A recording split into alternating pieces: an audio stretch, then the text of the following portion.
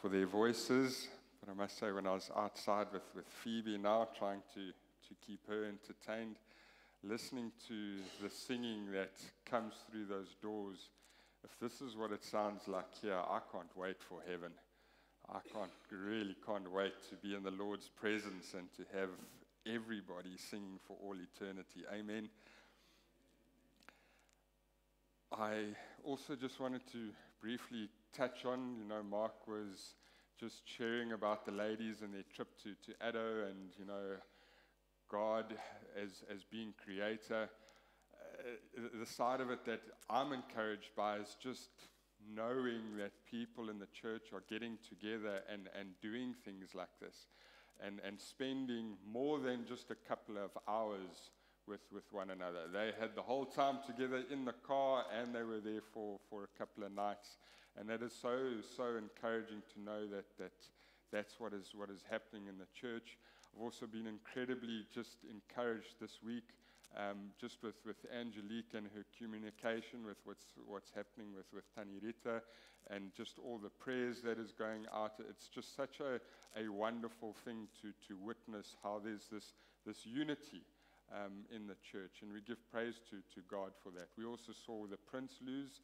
We had Kyle and Naharika over for a meal, and although we haven't seen them for a couple of months, we chat to them as if we saw them yesterday, and that's because of Christ.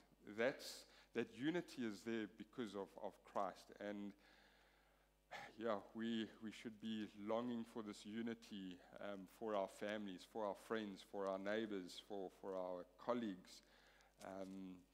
So I just again wanted to share that and how the church has been such an encouragement to me this week. And again, I thank you. I thank you to all of you. I invite you all to open your Bibles with me to the Gospel according to John as we continue this journey. We begin this morning the 13th chapter, John chapter 13. And, Mark rightly said, as I was chatting to him about the passage this week, he said, such a saturated passage, verses 1 through to 17. Actually a difficult passage in the sense of there is so much there. There is so much there, and how do you just digest it all? It's like going to a buffet, and it's like, well, what do you choose? What are you going to eat here? We are going to do this systematically, and again, considering the richness of this passage, all I want to do this morning is just give you the main idea from verses 1 through to 17. Just going to give you one idea, the idea of what is happening here. In 2 weeks' time, I say 2 weeks because Mark will be preaching next Sunday, but Lord willing, in 2 weeks' time, we're going to take that idea and we are going to dive into it. We're going to flesh it out. We're going to expound on it. We're going to dive into this idea of these 17 verses a little bit more. And also, in God's providence and in His sovereignty, with the theme of this passage, in 2 weeks' time, we will be voting for deacons. And this passage is a great charge to the deacons. It is a great charge to all of us in light of our walk with Christ. But let me read and we'll get into it. This is the Gospel according to John chapter 13, verses 1 through to 17. This is the reading of God's word. Now before the feast of the Passover, Jesus, knowing that his hour had come, that he would depart out of this world to the Father, having loved his own who were in the world, he loved them to the end. During supper, the devil, having already been put into the heart of Judas Iscariot, the son of Simon, to betray him, Jesus, knowing that the Father had given all things into his hands, and that he had come forth from God and was going back to God, got up from supper and laid aside his garments, and taking a towel, he girded himself. Then he poured water into the basin and began to wash the disciples' feet and to wipe them with a towel with which he was girded. So he came to Simon Peter. He said to him, Lord, do you wash my feet? Jesus answered and said to him, What I do you do not realize. You don't realize now, but you will understand hereafter. Peter said to him, Never shall you wash my feet. Jesus answered him, If I do not wash you, you have no part with me. Simon Peter said to him, Lord, then wash not only my feet, but also my hands and my head. Jesus said to him, He who has bathed needs only to wash his feet, but is completely clean. And you are clean. What a wonderful statement to Peter. But not all of you. For he knew the one who was betraying him. For this reason he said, Not all of you are clean. So when he had washed their feet and taken his garments and reclined at the table, he said to them, Do you know what I have done to you? You call me teacher and Lord, and you are right, for so I am. If I then, the Lord and the teacher, washed your feet, you also ought to wash one another's feet. For I gave you an example that you also should do as I do to you. Truly, truly, I say to you, a slave is not greater than his master, nor is one who is sent greater than the one who sent him. If you know these things, you are blessed if you do them. Lord, Heavenly Father, we come before you now, and we come before you asking that you be in our hearts, that your Spirit, you who dwells in us, give us ears now to hear. Give us hearts that are willing to receive your word. Give us knowledge, give us understanding. But Father, in addition to this, we ask that you apply this knowledge to our hearts this morning. Lord, we are here this morning to acknowledge you as the King of Kings, as the Lord of Lords, as the one true God, the great I am.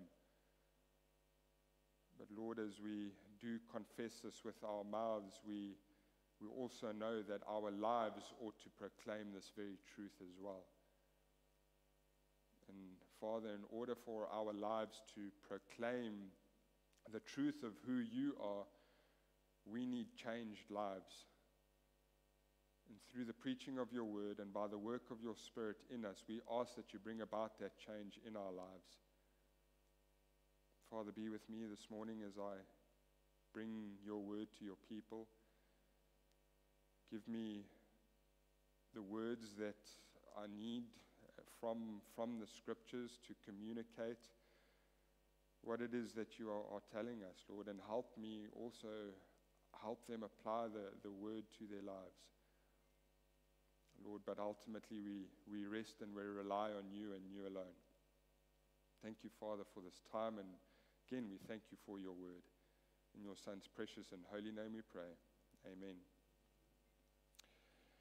So the crowds have all been celebrating the very fact that their king has arrived. They are celebrating that Jesus has come into Jerusalem and he is there to restore the nation to the Jews. They are celebrating because they believe the one to relieve them from the rule of the Romans has arrived. Yet Jesus says, I'm not here for that. I'm here to be lifted up.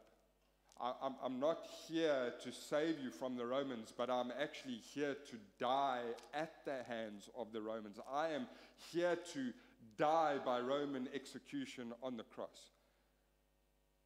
What Jesus says to his people is completely contrary to what they wanted and completely contrary to what they believed about him. Despite what the scriptures said, they believed differently. And believing differently where they were at is that they rejected what Jesus had to say about himself. And they also, therefore, then rejected who Jesus says he is. They reject the person and what he came to do. Having rejected him so many times, Jesus now moves into hiding. He hides himself from the crowds. This was the end of his public ministry. His public testimony as to who he is stops at this point. Jesus' ministry now moves from public ministry to private ministry. His ministry for the next few chapters that we read is centered around his disciples. It's his private time with those who are following him. His focus is no longer the unbelieving crowds, but his focus is now those few, the minority, that are following him in belief. Jesus' desire, the purpose of the gospel according to John, is that you believe. Believe, trust in him, have faith in him, faith in Christ, faith in who he says he is, faith in what he's come to do. Accept the truth about me, believe the truth about me, accept the light, believe the light. And he's saying, now those that believe, this is for you. This is, I'm now concentrating on those that believe. Jesus' teaching, again, like I said, for the next few chapters is now specifically aimed at those who believe. It has application to those who believe. His teaching is aimed at those that are following him in belief. When Jesus taught, his teaching literally out of this world. He was the master of teachers. I mean, the rabbis acknowledged his teaching ability. He was phenomenal with teaching and giving understanding. But when he taught, one thing that he did do continuously is address the sinful heart of man. The wrong and the evil desires that man has, he addresses them. He points out where man is wrong in his desires. He points out where man is wrong in his understanding. And I was sharing with Mario and Donnie this week as well as we met. I said, when we preach God's word, when we teach God's word, we ought to be looking at God's word and looking at it and praying this, saying, Lord, show me my heart condition. Show me where I fall short of your glory. Show me my sin so that I can turn from it. That's how we ought to be studying God's word. We call it the fallen condition focus in seminary. It's something that they say that you need to draw this out for the congregation that you preach to. It's part of every sermon, that every sermon needs to have at least one fallen condition focus, that you are showing your people what our heart's issue is. And again, Jesus was remarkable at doing this. Ultimately, again, he is God. He knows what he's doing. This is a timeless issue. I mean, if he is pointing out the heart issue of the people at the time, we need to understand that their heart issue is quite possibly our heart issue. To show you the heart problem that Jesus is addressing in the disciples, I want you to turn with me to the Gospel according to Matthew.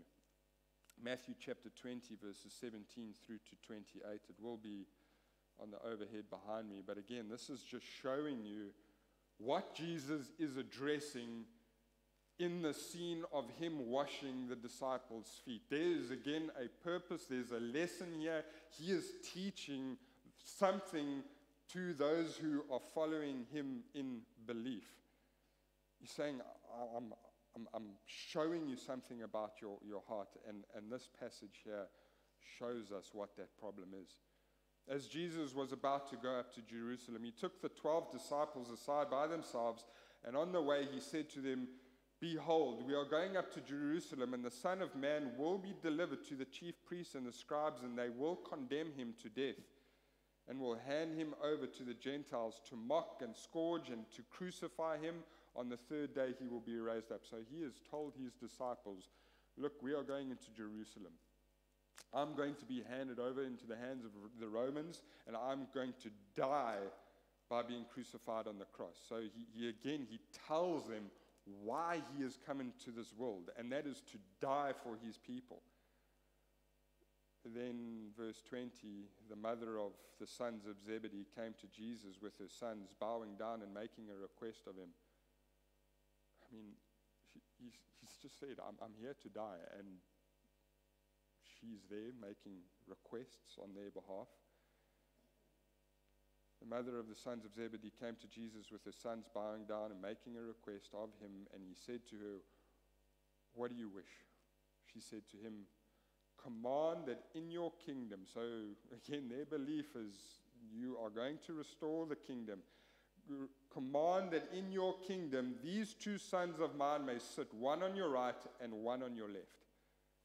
But Jesus answered, "You do not know what you are asking. Are you able to drink the cup that I am about to drink?" In other words, are you able to do what I'm going to do? They said to him, "We are able." And again, the hard issue is like, no, you are not. You are nowhere near. He said to them, "My cup you shall drink, but to sit on my right hand and on my left, this is not mine to give, but it is for those for whom it has been prepared by my Father." And hearing this, the 10 became indignant with the two brothers, but Jesus called them to himself and said, "You know that the rulers of the Gentiles lord it over them, and their great men exercise authority over them." Just want to stop there for a moment. Matthew is saying that 10 became indignant with the two brothers. They became indignant because the two brothers got to Jesus before them. The 10 also desired exactly the same thing that the two were desiring, but the two got to Jesus before. And that's why they were upset. And we can see this in verse 25 because Jesus says he called them all. He called them all to himself. Verse 26, "It is not this way among you, but whoever wishes to become great among you shall be your servant. And whoever wishes to be first among you shall be your slave. Just as the Son of Man did not come to be served, but to serve and to give his life as a ransom for many." Luke chapter 22, Jesus institutes the ordinance of his table of the Lord's Supper, and with this ordinance he speaks and he says, "One of you are going to betray me." Following that very comment, this is what we read in Luke chapter 22. No need to turn there. It says, "And they began to discuss among themselves which one of them it might be who was going to do this thing. Which one of us are going to betray?" The very next verse 24, then goes on to say, "And there arose also a dispute among them as to which one of them was regarded to be the greatest."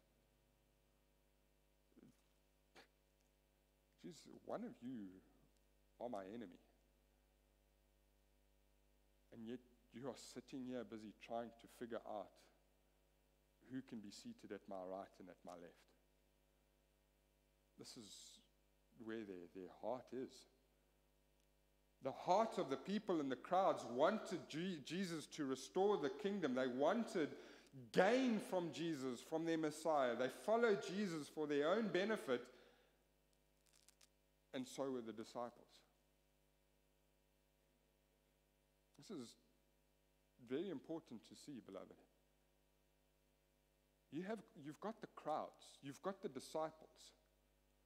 They both believe something very, very different about Jesus. But yet, they're both suffering from the same heart condition. Their desires were the same. They wanted gain from Jesus.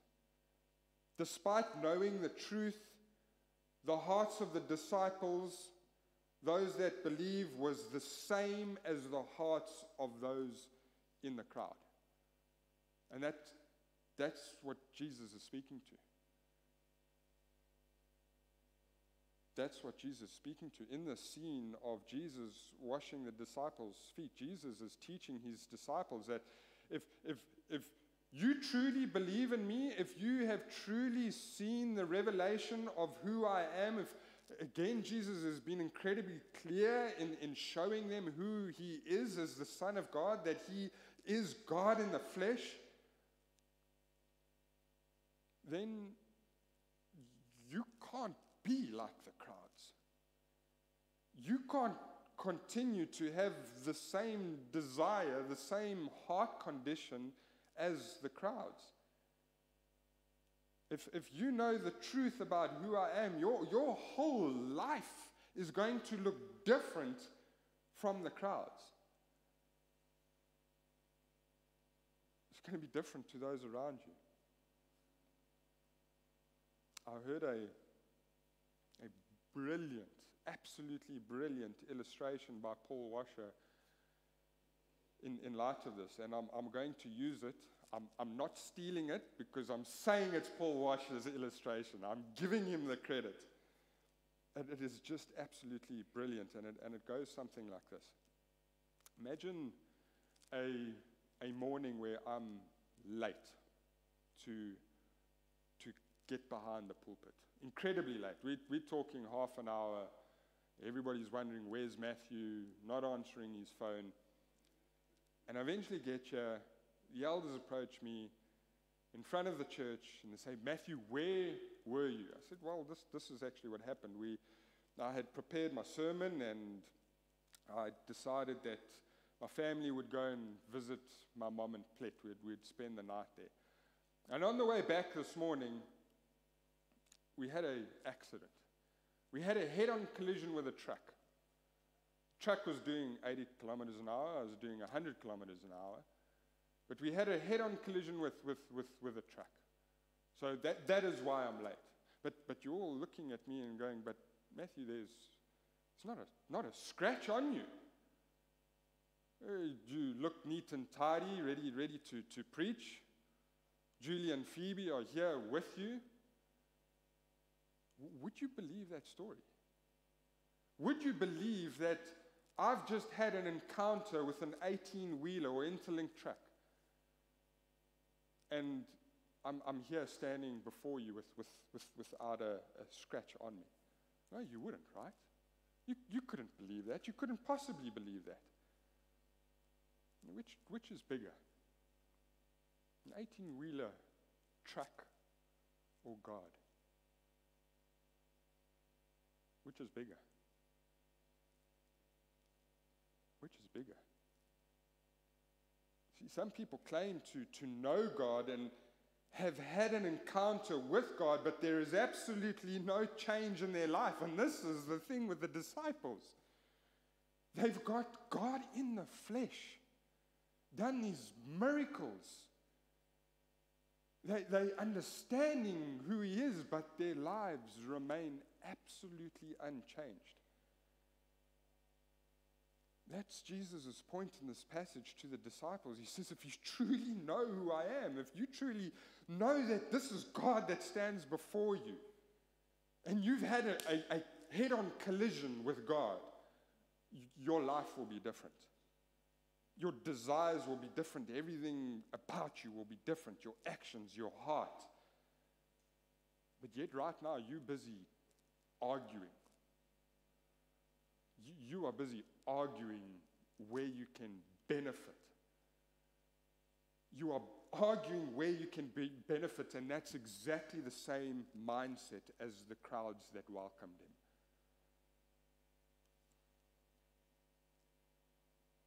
Your life, your desires are no different, he says to them. And in verse 17, he challenges them on how they live in light of knowing what they know about him. Says, if you know these things, you are blessed if you do them. You are only blessed if you do them. You are only blessed if you do what you know.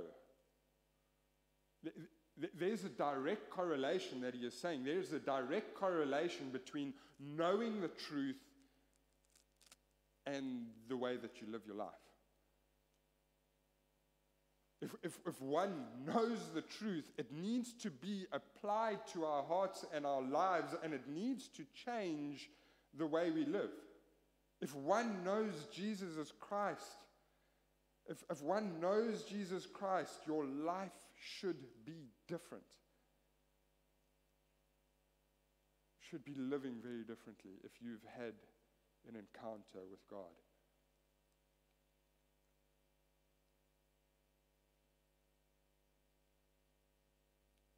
What does that life look like? In what way is our life to be different? What can we see that tells us that it is different? How should we be living our lives?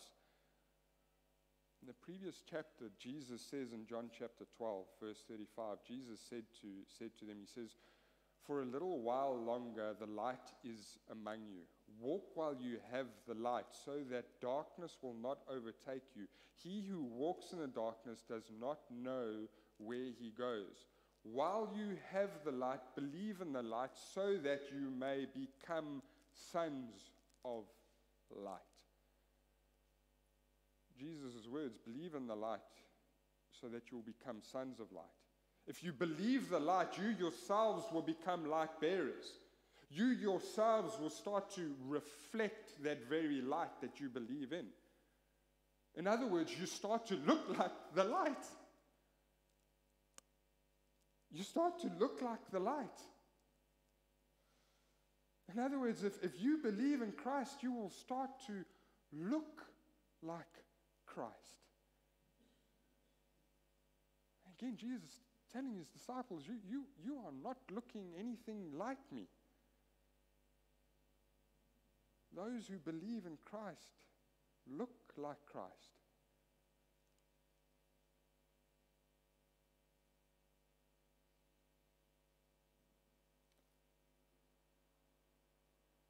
Back to John chapter 13, so you would have been in John 12 now if you did turn there quickly. But verses 12 through to 15 reads this: "So when he had washed their feet and taken his garments and reclined at the table again, he said to them, 'Do you know what I have done to you? You call me teacher and Lord, and you are right, for so I am. You believe rightly. You believe this, you call me this, and you are right. If I then, the Lord and the teacher, washed your feet, you also ought to wash one another's feet. For I gave you an example that you also should do as I did to you.'" If we believe in Christ and we say that we follow him, we need to look like him, and we look like him in the sense that we live our lives like him. We do as he did. We live the way that he lived. Think about this for a second. If we say that we know somebody, that we have a personal relationship with someone, surely we need to know something about how they live their life. Surely we need to know something about their actions. If you know the way somebody lives their life, you know very much who they are as a person. I mean, if you can't tell me what I enjoy eating, which is biltong, and if you can't tell me what I enjoy doing in my spare time when I do have some free time, and that is fishing, if you don't know these things, you don't know Matthew.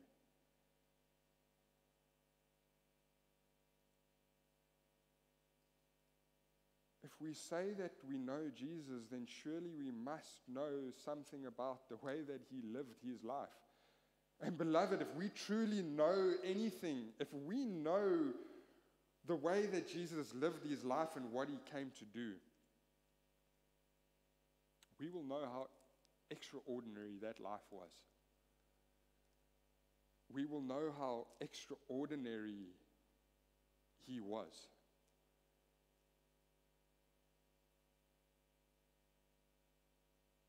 If we had a head-on collision with a truck, our lives would be drastically changed. If we had a head-on collision with the God of this world, and we know what he came to do and what he came to do in his life, our lives should be drastically changed to the point of that it looks like his. I mean, if you have a head-on collision with a truck, you are going to be a part of that truck. I mean, if I, again, you come back to that illustration, I stood here before you and said, I had a head-on collision with a truck and I had Volvo written across my forehead, maybe you'd go, yeah, quite possible. Because I've got traits of the truck written all over me. In the same way, as Jesus is challenging his disciples, if you truly know, if you know who I am, you would be changed forever, and you would be changed drastically. You wouldn't be living the way that you are now. You would be living so drastically different that you would be imitating me. You would look like me. You know the truth, so you live the truth now.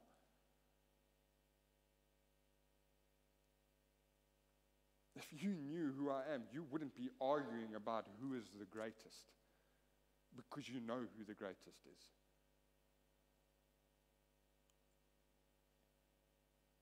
I want to share with you now, kind of again, to sum this up into just one word, this one word that we're going to be fleshing out in 2 weeks' time, looking more intently at it, defining it.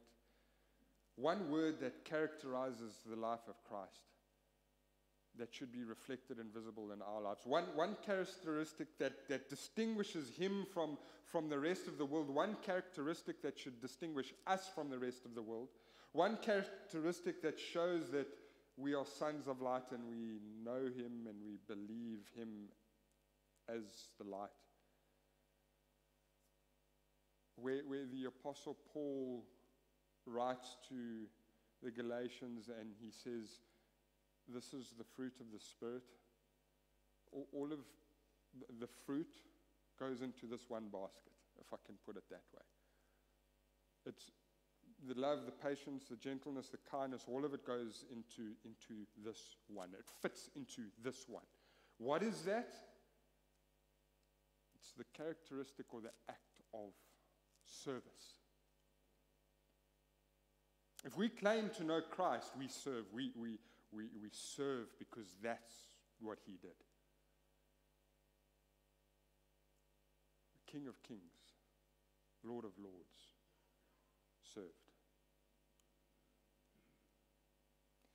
Turn with me quickly to Paul's letter to the Philippians, chapter 2. Philippians chapter 2. I'm going to be reading from verse 5 through to 7.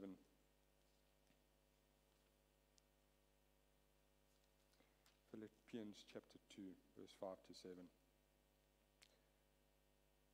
Church, people of Philippi, have this attitude. Have this attitude in yourselves, which is also in Christ Jesus. In other words, have the attitude of Christ, who, although he existed in the form of God, did not regard equality with God a thing to be grasped, but he emptied himself. So him deserving all praise, all worship, all glory as the King of Kings, the creator of the universe, he sets that aside. He sets that aside. And what does he do? Taking the form of a bond servant. Taking on the form of a bond servant. Greek word there, doulos. Doulos.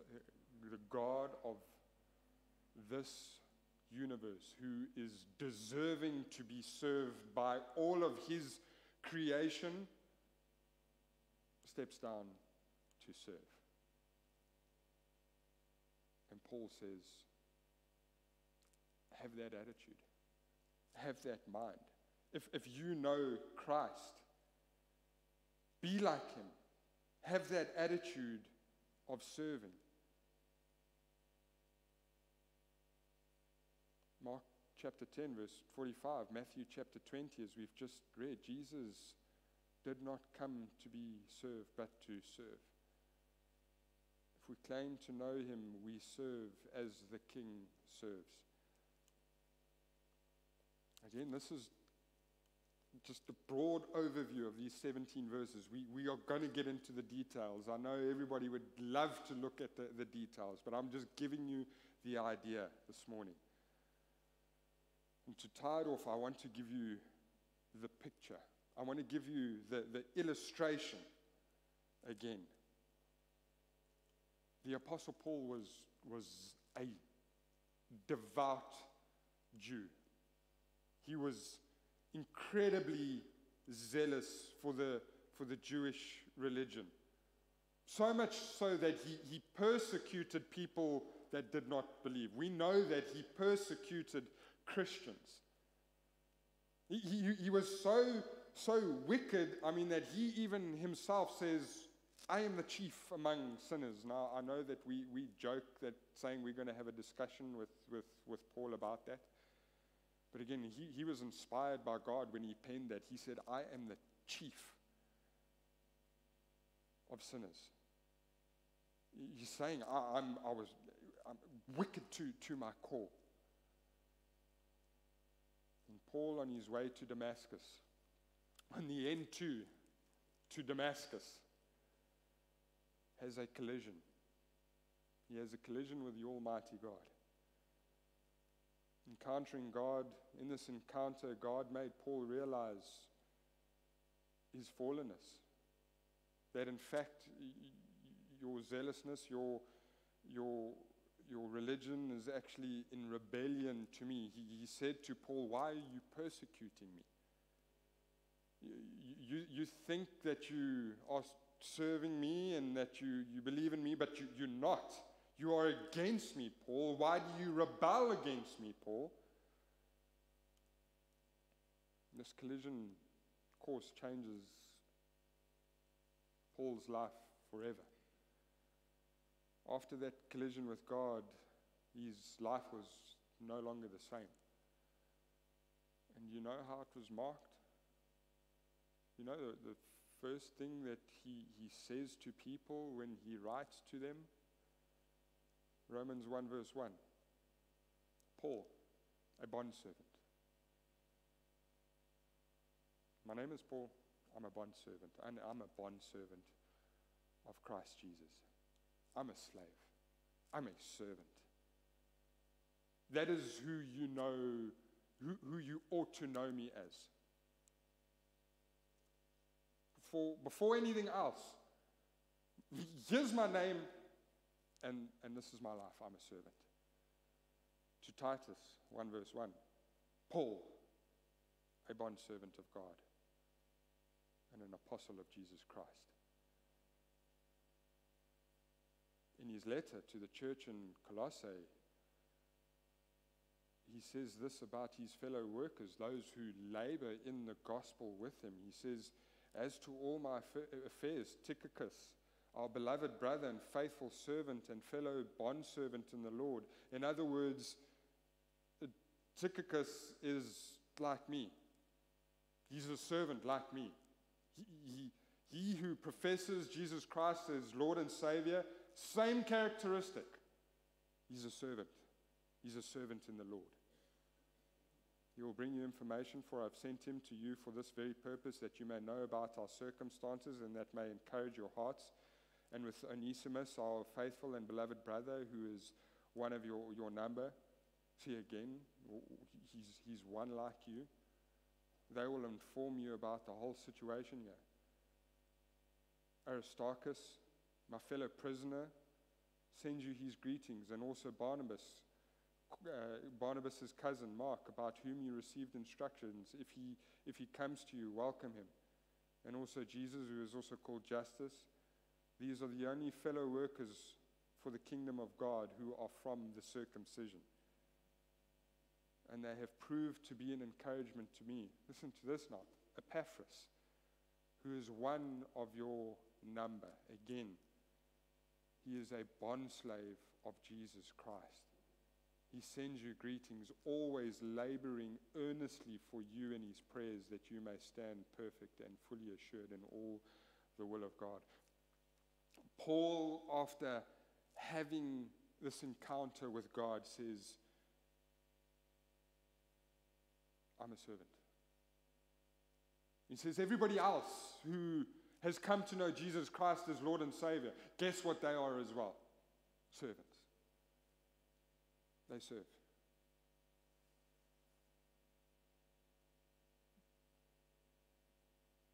Paul's life changed forever.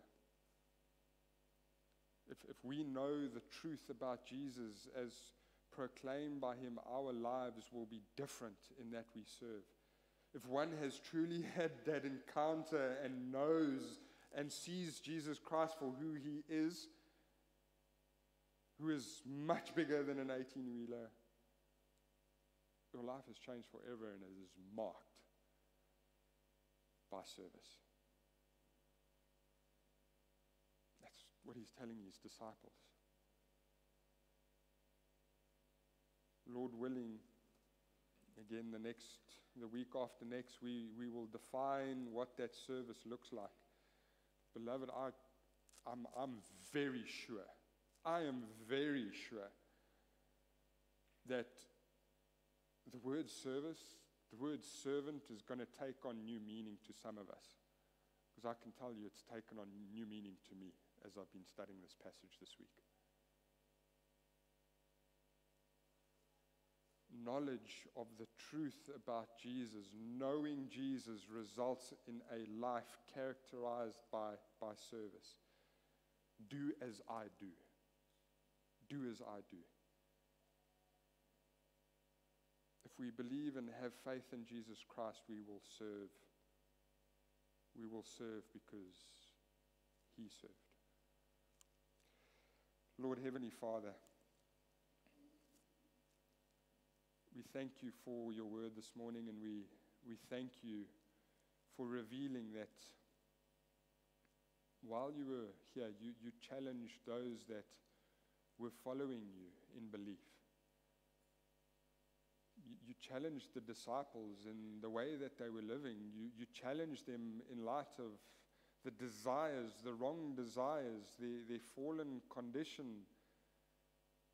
You challenged what was on their hearts as they were seeking to be the greatest in your kingdom. You challenged their hearts and said, your hearts need to be different. Your lives need to be speaking something differently. And Lord, may we be thinking about that this morning.